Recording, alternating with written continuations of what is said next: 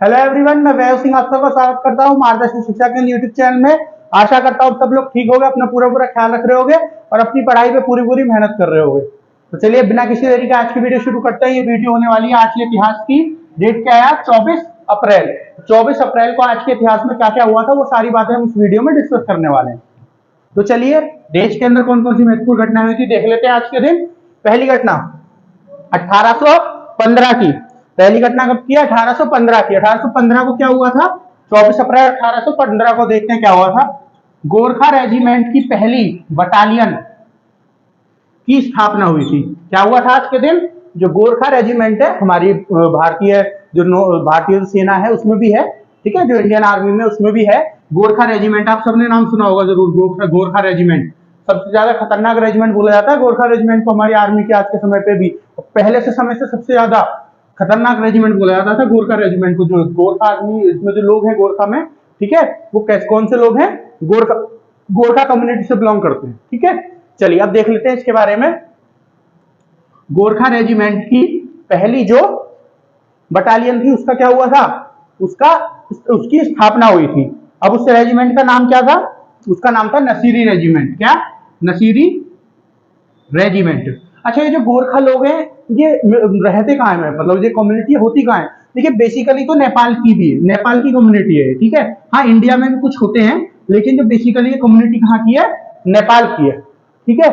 जब हमारा देश आजाद हुआ था उस समय पे भारत, नेपाल और ब्रिटिश जो अंग्रेज थे इनके बीच में ट्रीटी साइन हुई थी कि जो गोरखा रेजिमेंट के लोग हैं, जो गोरखा रेजिमेंट है जो किसमें थी? जो अंग्रेजी जो सेना थी उसके अंदर आती थी, जो ब्रिटिश इंडियन आर्मी थी उसके अंदर आती थी, वो आजादी के बाद भारतीय जो सेना है उसके अंदर भी आएगी, ठीक है। वही 7th रेजिमेंट, उस समय पे 7th रेजिमेंट थी। अब तो कई सारी हो गई, 10th रेजिमेंट, 9th रेजिमेंट, लेकिन उस समय पे 7th रेजिमेंट थी जो किसके अंदर आ गई थी? जो आ गई थी भारतीय सेना के अंदर, इंडियन आर्मी के अंदर।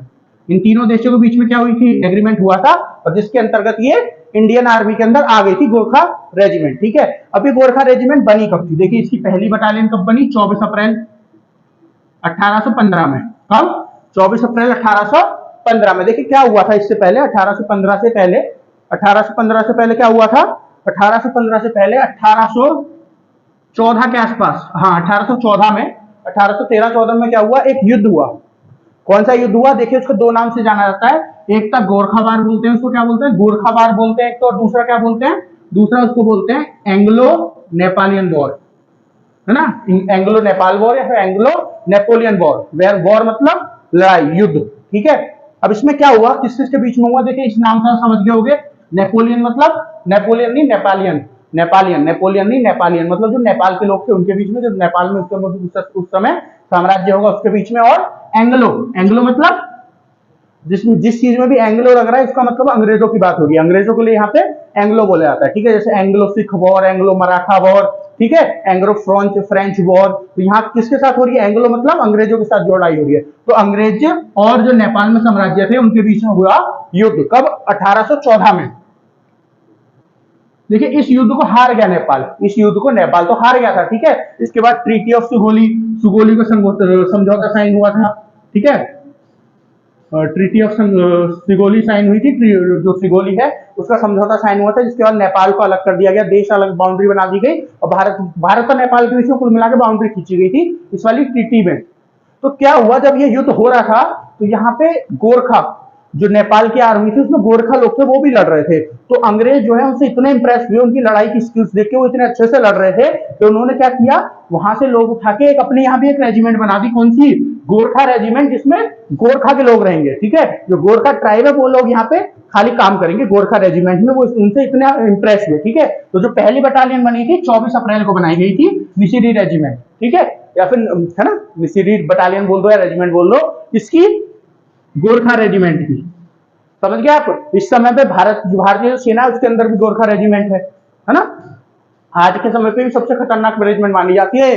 चलिए आगे देखते हैं। 1940, 24 अप्रैल 1940 को क्या हुआ था? मिजोरम के पूर्व राज्यपाल अजीज कुरैशी का जन्म। क्या हुआ था?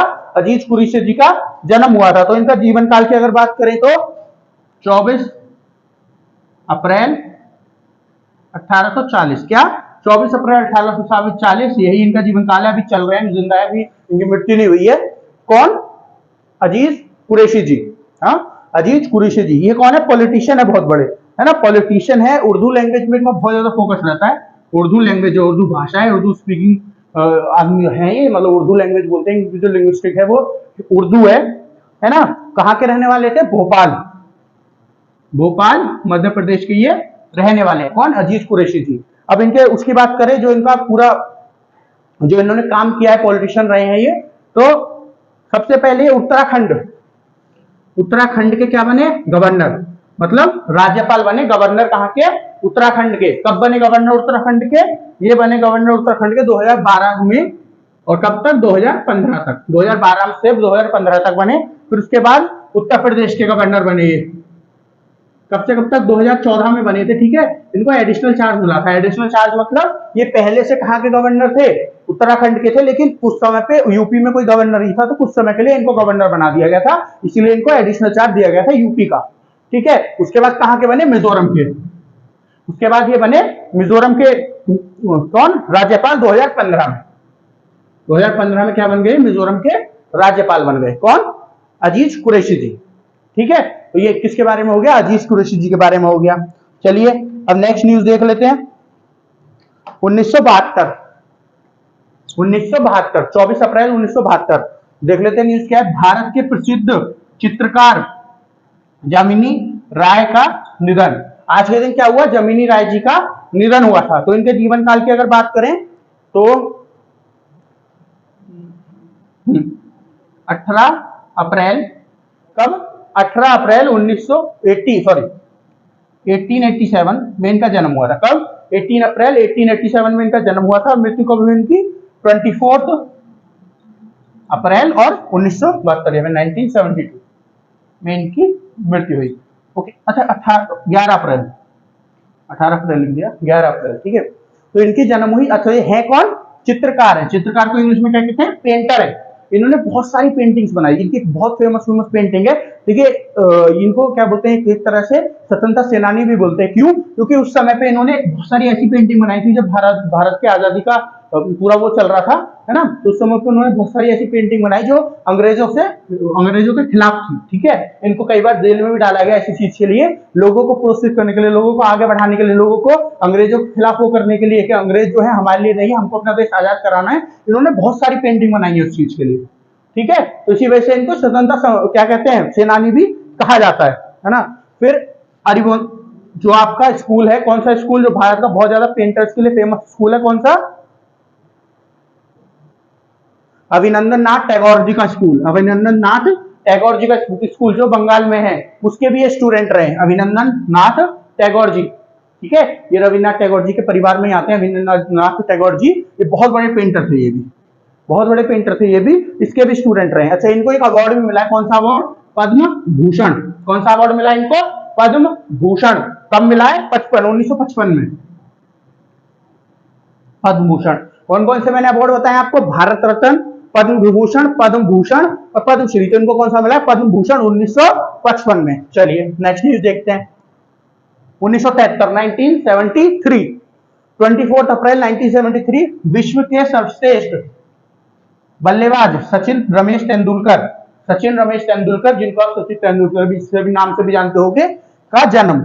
तो सचिन तेंदुलकर जी का आज के दिन क्या हुआ था? जन्म हुआ था। कब? 24 अप्रैल 1972। तो इनका क्या है आज के दिन? आज के दिन इनका जन्म हुआ था सचिन तेंदुलकर जी का। ठीक है, 50 साल के हो गए हैं आज ये। सब जानते हैं सचिन तेंदुलकर जी को, तो इनके बारे में मेरे को लगता नहीं है बहुत ज्यादा एक्सप्लेन करने की जरूरत है, लेकिन फिर भी इनके बारे में पढ़ना तो हमको है ही। क्या बोलते हैं इनको? God of cricket. क्या बोला जाता है इनको इंडिया में? और बाहर भी बहुत सारे देशों में ऐसा बोला जाता है, गॉड ऑफ क्रिकेट, क्रिकेट के भगवान, है ना, क्रिकेट के भगवान। One of the greatest batsman, one of the greatest batsman, मतलब बहुत बेहतरीन बल्लेबाज। आज तक इनके रिकॉर्ड इतने सारे हैं, सबसे ज्यादा रन हो गए, चाहे टेस्ट क्रिकेट में ले लो या फिर आप वनडे क्रिकेट में ले लो, कोई इनके रिकॉर्ड के आसपास नहीं पहुंच पाया। 100 सेंचुरीज, 100 सेंचुरीज सारे फॉर्मेट्स में मिला दो। सारे फॉर्मेट्स कौन सा? टेस्ट, 50-50 ओवर वाला ओडीआई और T20 मिला के, वैसे T20 में इनकी नहीं है एक भी 100, लेकिन फिर भी इनकी टोटल 100 है। मतलब इन्होंने 100 रन की भी, जो 100 होती है उनकी भी सेंचुरी मारी हुई है ना। उसके बाद अगर इनके बारे में बताऊं, पहले ऐसे बल्लेबाज पूरी दुनिया में जिन्होंने 200 रन का लक्ष्य, जो अकेले 200 रन इन्होंने बनाए थे, ठीक है, पहले बल्लेबाज। इसके बाद तो बहुत सारे भारतीयों ने बना दिए हैं, है ना, 6-7 बार भारतीयों ने बना दिए, है ना। लेकिन जो सबसे पहली बार बनाया था वो किसने बनाया था? सचिन तेंदुलकर जी ने बनाया था, ठीक है। ठीक है, बाकी तो आप इनके बारे में बहुत कुछ जानते हो क्रिकेट के, उसके बारे में, इनके बारे में थोड़ा सा और कुछ जान लेते हैं। जैसे कि ये राज्यसभा के में सदस्य भी रहे। कौन रहे? एमपी रहे हैं, राज्यसभा के एमपी रहे, मतलब मेंबर ऑफ पार्लियामेंट भी रहे। कब से कब तक? 2012 से लेकर 18 तक। 2012 से लेकर 18 तक ये राज्यसभा के सदस्य भी रहे हैं, नॉमिनेटेड सदस्य। अब नॉमिनेटेड सदस्य कौन होता है? देखिए, जो राज्यसभा के टोटल सदस्य होते हैं ना, उसमें से 12 सदस्य ऐसे होते हैं जिनको क्या किया जाता है? प्रेसिडेंट द्वारा नॉमिनेट किया जाता है, ठीक है। प्रेसिडेंट उनको चुनता है कला के क्षेत्र से और अलग अलग क्षेत्रों से। तो उसी में से किसको चुना गया है? प्रेसिडेंट मतलब राष्ट्रपति जी चुनते हैं। तो इनको भी चुना गया था 2012 से 18 के लिए। 6 साल का होता है कार्यकाल, तो इनको 12 से 18 के लिए चुना गया था, ठीक है। अब इनके अवार्ड्स की कुछ बात कर लें, जो इनको फेमस अवार्ड मिले उनकी अगर बात कर लें, तो पहला अवार्ड कौन सी बात करेंगे हम? अर्जुन अवार्ड। कौन सा? अर्जुन अवार्ड। अभी अर्जुन अवार्ड मतलब ये खेल की दुनिया में मिलता है। जो अर्जुन थे ना महाभारत में, पांडव थे अर्जुन, उनके उस पर मिलता है क्या? खिलाड़ियों को मिलता है अर्जुन अवार्ड, चाहे वो किसी भी खेल से हो। कब? 94 में इनको क्या मिला था? अर्जुन अवार्ड। फिर उसके बाद इनको कौन सा मिला? खेल रत्न अवार्ड, 1998 में खेल रत्न अवार्ड। देखिए, ये सबसे बड़ा अवार्ड होता है खेल की दुनिया में। खेल की दुनिया में सबसे बड़ा अवार्ड होता है खेल रत्न अवार्ड, 1998 में। पहले इसका नाम हुआ करता था राजीव गांधी खेल रत्न अवार्ड, अब इसका नाम क्या होता है? मेजर ध्यानचंद खेल रत्न अवार्ड, ठीक है। तो खेल रत्न अवार्ड 1998 में। फिर उसके बाद पद्मश्री 1999 में पद्मश्री, ठीक है। उसके बाद पद्म भूषण 2008 में, 2008 में पद्म विभूषण, भूषण नहीं पद्म विभूषण, ठीक है। कौन कौन से अवार्ड मैंने आपको बता रखे हैं? सबसे ऊपर भारत रत्न, उसके बाद पद्म विभूषण जो इनको 2008 में मिला है, उसके बाद पद्म भूषण और उसके बाद पद्मश्री जो उनको 1999 में मिला है, ठीक है। और ये दोनों खेल से संबंधित अवार्ड है। अर्जुन अवार्ड है ना, ये खिलाड़ियों को दिया जाता है, उनकी परफॉर्मेंस पूरे साल की, जिनकी बहुत अच्छी परफॉर्मेंस होती है उनको।